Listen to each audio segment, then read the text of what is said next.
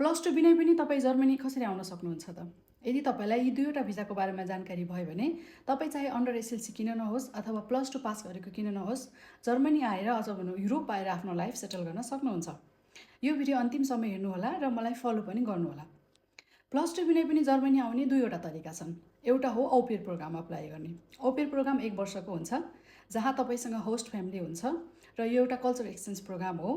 यसमा तपाईँले host फ्यामिलीकोमा apply गरेर आइसके पछाडि उनीहरूको बालबच्चाहरू हेरिदिने, रेखदेख गर्ने काम गर्नुपर्ने हुन्छ र उनीहरूको बालबच्चासँग खेलिदिने, टाइम स्पेन्ड गर्ने काम गर्नुपर्ने हुन्छ।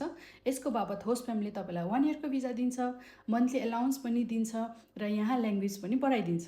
यो सम्पूर्ण जिम्मेवारी होस्ट फ्यामिलीकै हुन्छ। र आफ्टर औपेयर प्रोग्राम भने तपाईँले जर्मनीमा छानी आउसबिलुङ अप्लाई गर्न सक्नुहुन्छ र आउसबिलुङ अप्लाई गरिसकेपछि तपाईँले पर्मानेन्टली जब पनि पाउनुहुन्छ र यहाँको पिआर पनि पाउनुहुन्छ। त्यस पछाडि युरोपमा लाइफ सेटल हुने बाटो राम्रोसँग खुल्छ। र अर्को हो भोलिन्टियर प्रोग्राम। यो पनि 1 वर्षको हुन्छ। भोलिन्टियर प्रोग्राम चाहिँ धेरै जस्तो हस्पिटल अथवा ओल्ड एज होमहरूमा हुन्छ। यसमा तपाईँले आएर आफ्नो सोसियल इयर कन्ट्रिब्युसन गर्ने हो। यसमा चाहिँ त्यति धेरै पैसा हुन्न, तर पनि तपाईँलाई एटलिस्ट जर्मनी आउने बाटो चाहिँ हुन्छ।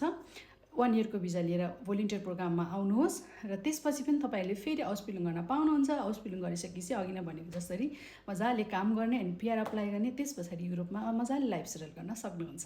मलाई फलो गर्दै गर्नुहोला यस्तै जानकारीहरू लिएर। म अर्को भिडियोमा पनि आउने छु। बाई।